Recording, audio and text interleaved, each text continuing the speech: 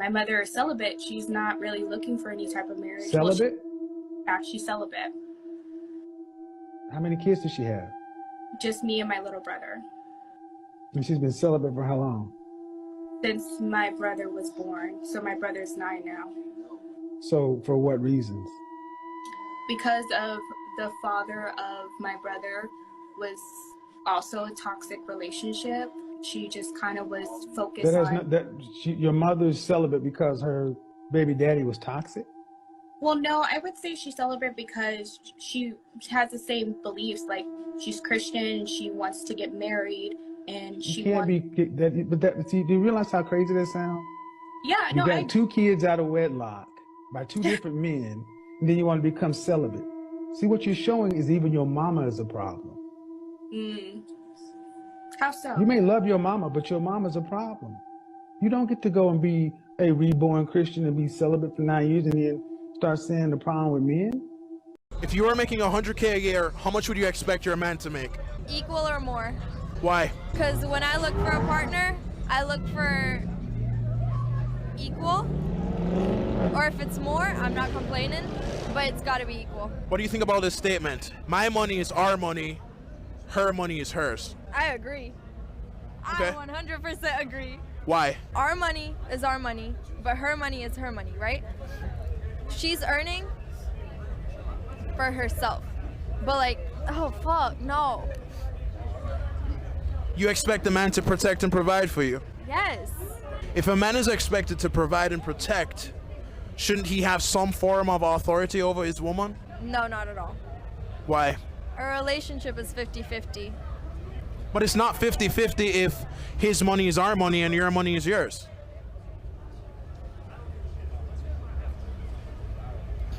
That's like 80-20.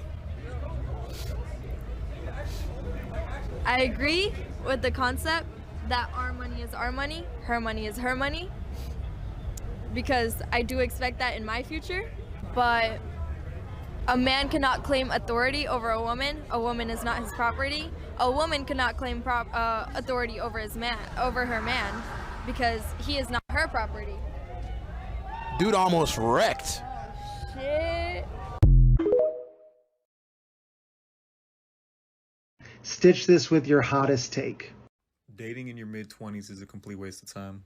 Women that are a couple years younger than you are in their I don't want to be tied down and I want to party my whole life stage.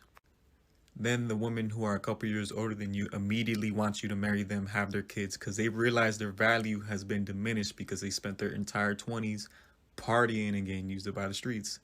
So it's always funny to me, after they've been chewed up and spit out by the streets and their value goes down, that's when they want to settle down because they realize they don't have the same options they did when they were 21, 22, 23. This doesn't apply to every single woman in the planet. Do not get butthurt in my comments. I am strictly speaking from personal experiences and the poor decisions that I made dating the wrong type of woman.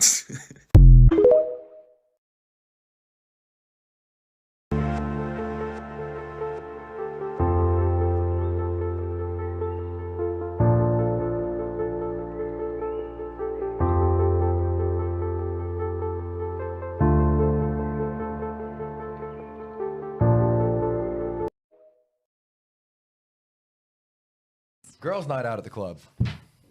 Are you kidding me? God, here we go. Emma, you got the toxic flag going? Let's swing it to Emma I'm going first. to the most worst scenario. Let me tell you this. When I go out with my girls and a guy tries to hit on me, I do this move. It's called the X. Now, I and they will come up to expand me- on yeah. that because Well, why, I do the same thing. why can't Yeah. girls' nights be movies in, wine nights in? But why does it Why only it have can to be a that? dinner out and then some cocktails? Why does it have to be in a club where majority of your It friends may doesn't. be single? Right. It doesn't. Again, it's attention. trap. Check this out. I work in the bar industry. I see girls' nights out versus men's nights out. Yeah, but I'll tell you And that- I will say the girls' nights out, those groups are always hopping dude to dude to get their drinks paid for. And I don't consider us in my decision that I Like, made. we can buy our Because own we damn are drinks. we are an good exception to go. the rule. Majority I agree with that. So basically, to break this down, if 4 dudes go out to the club together, they're going to be standing in the corner, bored, not talking to anybody 9 times out of 10. The club. Girls, though, go to the club for validation. Okay, they go to the club to get dressed up, take the pictures. They go there because they know guys are going to be orbiting around them. The chances of you getting your drink spiked, one of the girls getting too drunk, being left alone, and some dude walking off with her, it is a dangerous situation in these clubs, But especially in these random there cities. are safe ways you can do it. You have your dude pick you up from the club. You have a chaperone. How many Like, people there actually do are- that, though? Will complain about how men are cheating on them, but we don't talk about your ass pics. A lot of women aren't going to want to hear this, and I can already hear the comments now. Oh, you're a misogynist, or oh, if you're insecure, just say that. Think about it like this for a second. Let's say your boyfriend has been texting a girl that makes you very uncomfortable. You know, because you were a girl, what this girl's intentions are, yet he acts oblivious to it. This girl continues to try your man, and he doesn't do anything about it. He lets her keep doing it. Now think about this. If you're even an average looking woman and you post a thirst trap, you're going to have about 50 guys in your DMs. If the thought of your man getting tried by one girl makes you uncomfortable, imagine how he feels when 50 different guys are trying you. Or imagine how he feels when you go to the club all dressed up and there's 50 different guys trying to sleep with you. Does it really mean they're insecure because they don't want you welcoming that behavior? Just think about it for a second.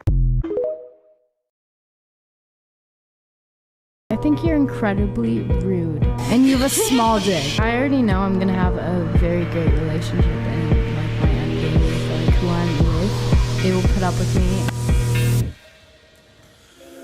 My life is stress. You see me, I'm rolling around with fucking security teams, and I got problems, and they're after me, and when I come home to my chick, the last thing I want to do is have to handle anything. I want her to just sit the fuck down and her make me happy. She used to be my positive energy. She used to be my sunshine in the rainstorm. But if you're sitting there constantly arguing over small points or correcting him or that, he's probably thinking, this is a battle. I don't have the energy for another fight. You guys need to understand that most of the time what you see on social media regarding relationships is not the reality of the situation. It's probably a lot worse at my school than it is at most other schools. I go to University of Arizona. But I know girls that will post their boyfriend once a month, right? I love you so much. I'm obsessed with my boyfriend, whatever. And they will cheat on them once a week, minimum. I was at this fucking half bar, half club this one time. And this girl I know comes up and introduces me to her boyfriend. And it was just too sus off the bat. Anyway, the guy leaves. He's like, let's go, I'm leaving. She's like, wait, but I want to stay. So she stays, and I'm not about that fucking shit, okay? I'm not hooking up with someone else's girlfriend, number one, because it's disrespectful. Number two, because I don't fuck with that shit. Number three, because I don't want to be hooking up with someone that other people are hooking up with right before. So I leave, I go to the bathroom, and then I come back a couple minutes later, and I already see her making out with another dude.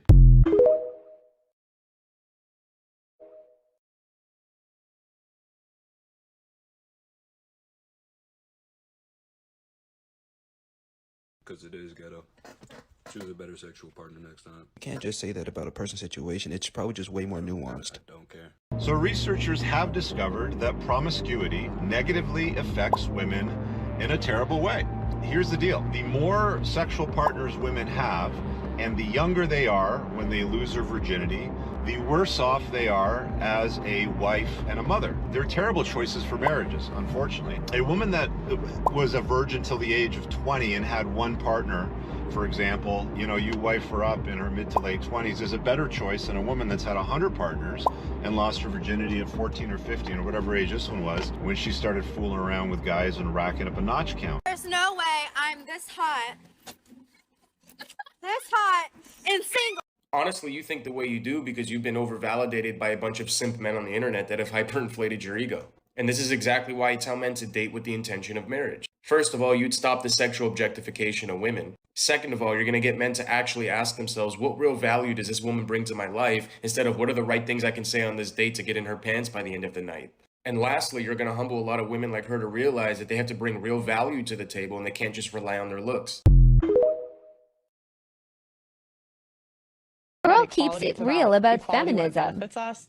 It's really about women wanting special privileges and treatment at the expense of men often. And I think it's alive and well, sadly. I think life is easier if you're a girl. I think there's a lot of benefits that men don't have. I'm not going to speak anything to race. I'm just talking about gender specifically, it's usually like an excuse. Like, honestly, I think as a girl, you have equal opportunity in the world. I think there's benefits. Like, for example, we have quotas for women in specific jobs that are given to us that aren't given to men. So yeah, I would say it's easier being a girl. That ignores a lot that I'm a woman with a disability. So there's a lot stopping me that you don't have to think about.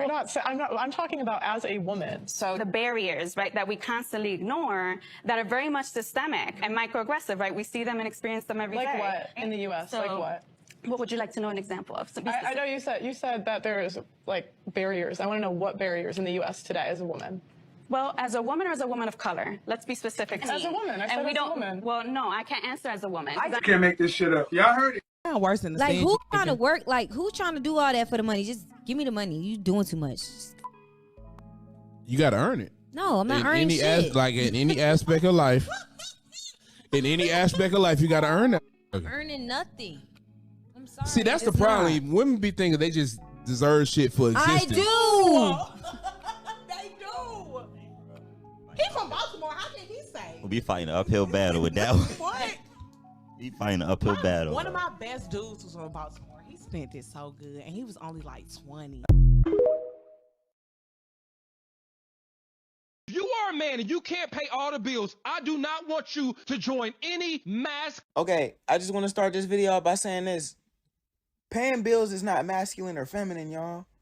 It's necessity. Second thing I have the issue with, right? Why is it that, like, in the eyes of society, when I get a girl or like a wife, that person becomes my dependent. That person becomes like a child. That person becomes somebody I have to damn near feed, clothe. The only thing I'm not doing is teaching you how to wipe your ass. So, like, what's the point? Just think about this. As a race of people who have been continuously financially scrutinized and fucked over by the system for years, right?